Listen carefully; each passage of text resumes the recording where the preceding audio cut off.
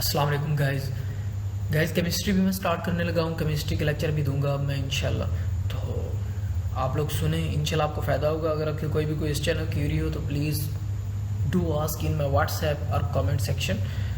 तो पहला चैप्टर जिस बुक का भी हो, जिस सब्जेक्ट का भी हो, तो वहाँ पे फंडामेंटल कॉन्सेप्ट्स होते हैं। ठीक है, तो फंडामेंटल चीज़ें होती हैं, कुछ याद करनी होती हैं और कुछ कॉन्सेप्ट होते हैं बहुत अच्छे। तो इसीलिए ज़्यादा तवज्जो से थोड़ा उसको पढ़ो इस चीज़ को। ठीक है, ये आपकी बेस बन रही है इन चैप्टर्स के ऊपर। ठीक है, तो देखो केमिस्ट्री है क्या। सबसे पहले तो केमिस्ट्री की डेफिनेशंस, जिसके अंदर हम क्या करते हैं, हम मैटर की प्रॉपर्टीज़ को डिस्कस करते हैं। ठीक है, मैटर का स्ट्रक्चर, उसकी कॉम्पोजिशन, उसकी शेप, उसके रिएक्शन, सारा कुछ जो डिस्कस करते हैं ना, वो केमिस्ट्री के अंदर आता है। ठीक है, the knowledge that provides understanding of this world it works is science. Branch of science which deals with the composition, structure, properties and reactions of matter is called chemistry। मैं बुक की lines क्यों पढ़ता हूँ, actually बात क्या है पता है। ठीक है ना, मैं बता सकता हूँ, बुक को बंद करके मैं आपको समझा भी सकता हूँ सारा कुछ। मैं साथ साथ समझा भी रहा हूँ और आपको बुक इसलिए पढ़ा रहा हूँ क्योंकि बुक की लाइंस आपने वहाँ पे लिखनी है। जो मैं डेफिनेशन पढ़ रहा हूँ, आपने वही डेफिनेशन वहाँ पे लिखी है जो बुक के पे लिखी है। ठीक है ना, वो आपने पेपर में लिखनी है, तब आपको नंबर मिलेंगे। ठीक है ना, ये हमारा सिस्टम जिस तरह भी है, अब इस तरह का सिस्टम है, तो प्लीज़ इस चीज़ को फॉलो कीजिए। ठीक है, तो deals with every aspect of our life. अब ये एक शॉर्ट क्वेश्चन आता है कि केमिस्ट्री का हमारी लाइफ के अंदर क्या, उसके यूजेस क्या हैं केमिस्ट्री के, या फिर केमिस्ट्री ने हमें क्या फैसिलिटीज़ दी हैं, क्या क्या उसकी डेवलपमेंट्स हैं। तो development of science and technology has provided us a lot of facilities in daily life. Imagine the role and importance of petrochemical products, medicines, drugs, soap, detergents, paper, plastic, paints and pigments, insecticides, pesticides, all the fruit of efforts of chemists. Development of chemical industry has also gathered toxic waste, contaminated water, polluted air around us। देखो इसके benefits भी हैं और इसके disadvantages भी हैं। तो दोनों चीज़ें आ सकती हैं कि define chemistry give its advantages and disadvantages. तो आपको एडवांटेजेस भी आने चाहिए और उसके डिसएडवांटेजेस भी हैं। एडवांटेजेस क्या है कि हमें डिफरेंट प्रोडक्ट्स मिल रही हैं, डिसएडवांटेजेस क्या है कि उससे टॉक्सिक वेस्ट और पोल्यूशन कॉज हो रही है। ठीक है, on the other hand chemistry also provides knowledge and techniques to improve our health and environment and to explore and to conserve the natural resources. ठीक है, तो आप देखो ब्रांचेस ऑफ केमिस्ट्री पढ़ते हैं, कहते हैं fact that we live in a world of chemicals depend upon different living organism which require water, oxygen, carbon dioxide for their survival. ऐसा ही है, देखो ना, अब बंदा ऑक्सीजन के बगैर नहीं रह सकता, तो ऑक्सीजन का स्ट्रक्चर किस तरह हमें पता चलेगा, केमिस्ट्री के थ्रू पता चलेगा। ठीक है ना, तो देखो physical chemistry is defined as the branch of chemistry deals with the relationship between composition and physical properties of matter along with the changes in them। देखो फिजिकल प्रॉपर्टीज को जो चीज डिस्कस करती है ना केमिस्ट्री की जो ब्रांच, वो है फिजिकल केमिस्ट्री।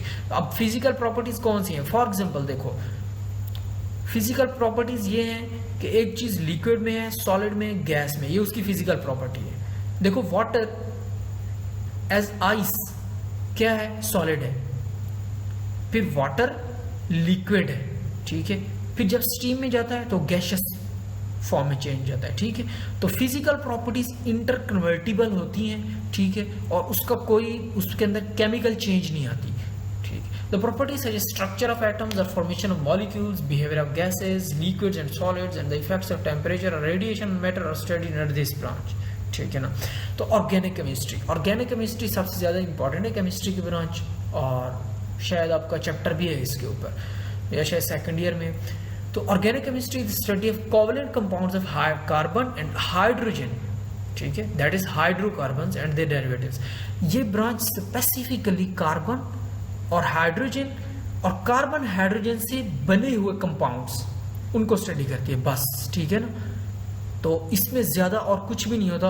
जो मोस्टली 90% जो बना रहे होते हैं ना कंपाउंड्स, ऑर्गेनिक कंपाउंड्स को, एटम्स, वो कार्बन और हाइड्रोजन है। बाकी 10% ऑक्सीजन, नाइट्रोजन वगैरह ये आ जाते हैं। तो ऑर्गेनिक कंपाउंड्स अगर naturally and are also synthesized in the labs, organic chemistry determine the structure and properties that is naturally occurring as well as synthesized compound. Scope of this branch covers petroleum, petrochemicals, pharmaceutical industries. अब वो कहता है कि what is organic chemistry and give its scope, give its importance. तो ये scope उसकी importance है।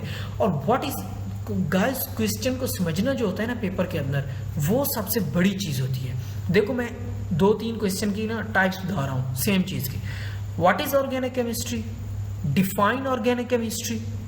ठीक है, what do you know about organic chemistry.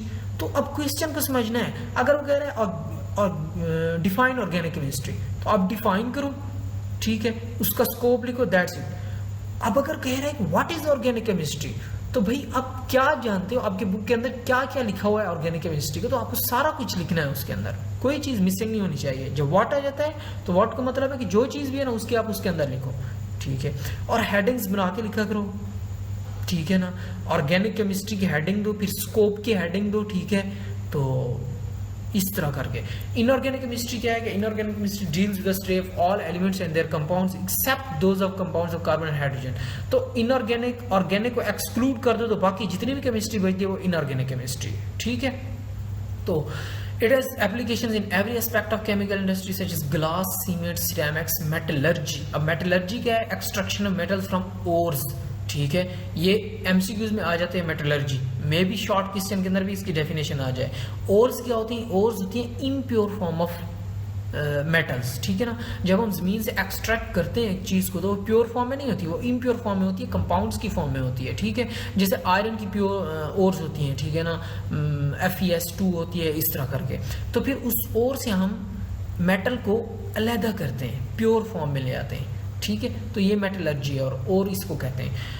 तो नेक्स्ट ब्रांच क्या है? बायोकेमिस्ट्री। बायोकेमिस्ट्री हम बायो में पढ़ी है। देखो बायोकेमिस्ट्री क्या है कि branch of chemistry study the structure, composition, chemical reactions of substance found in living organism. Bio आ गया है तो bio living organism. Living organism के अंदर कौन से केमिकल कंपाउंड्स पाए जाते हैं? प्रोटीन्स हो गए, कार्बोहाइड्रेट्स हो गए, ठीक है ना, और फैट्स हो गए। तो इन चीज़ को स्टडी हम करते हैं इसके अंदर, बायोकेमिस्ट्री के अंदर। Emerged as separate discipline and scientist began to study how living things obtain energy.